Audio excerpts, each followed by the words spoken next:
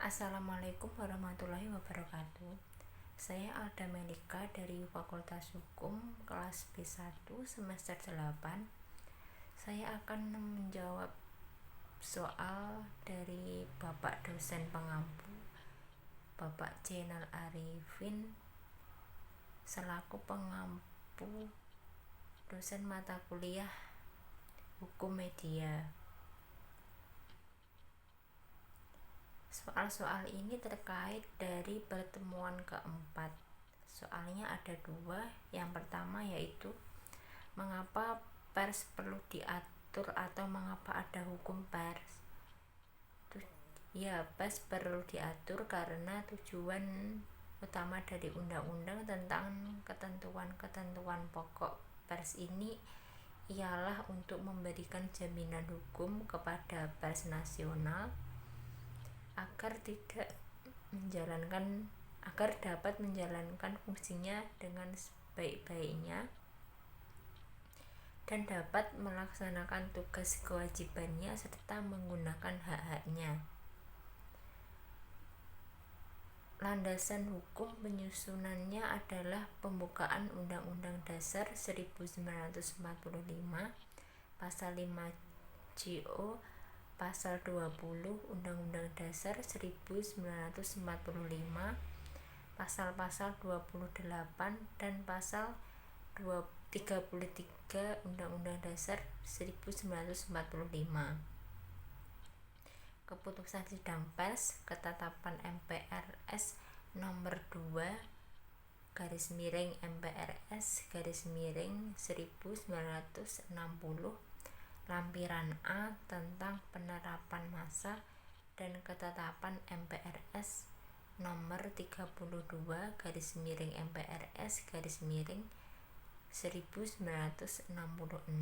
tentang pembinaan pers.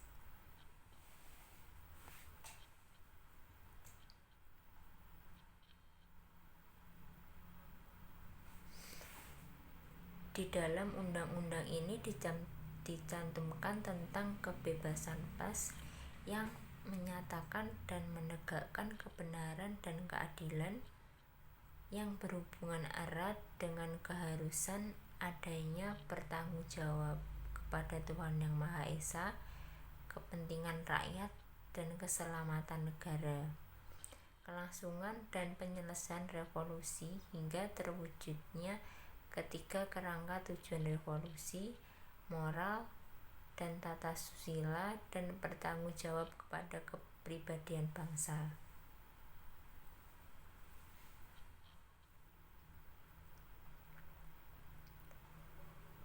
Sesuai dengan ketetapan MPRS nomor 2 MPRS 1960 Lampiran A tentang penerapan massa dan ketetapan MPRS nomor 32 MPRS 1966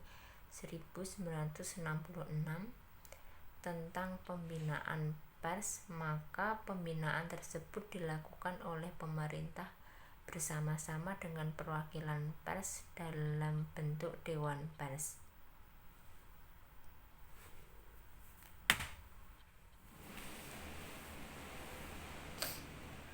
Karena pentingnya fungsi Dewan Pers dalam pembinaan pers, maka susunan keanggotaan Dewan Pers ditetapkan dengan peraturan pemerintah atau kabinet. Demikian pula halnya mengenai persoalan kantor berita.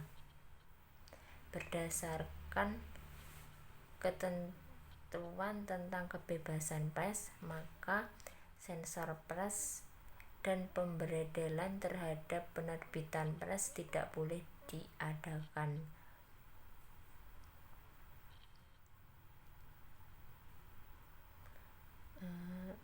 Untuk membina pertumbuhan pers sebagai alat revolusi Pancasila, maka semua penerbit pers yang bertentangan dengan Pancasila seperti halnya yang bertolak dari paham komunisme, Leninisme tidak mempunyai hak hidup di Indonesia.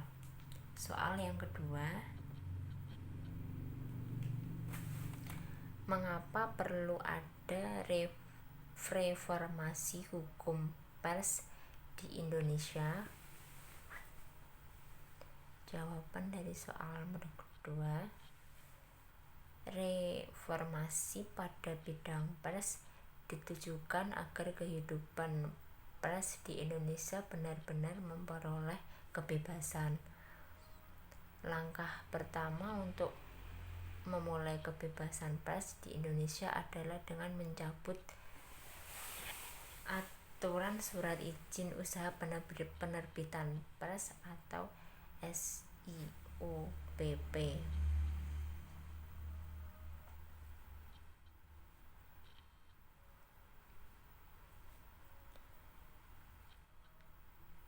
Dengan dicabutnya SIUPP atau surat izin usaha penerbitan pers, akhirnya berbagai perusahaan pers baru bermunculan, baik itu media cetak, televisi, maupun radio. Munculnya berbagai macam perusahaan pers tersebut merupakan bentuk sukacita setelah sekian lama dibelenggu oleh kekuasaan pemerintah Orde Baru.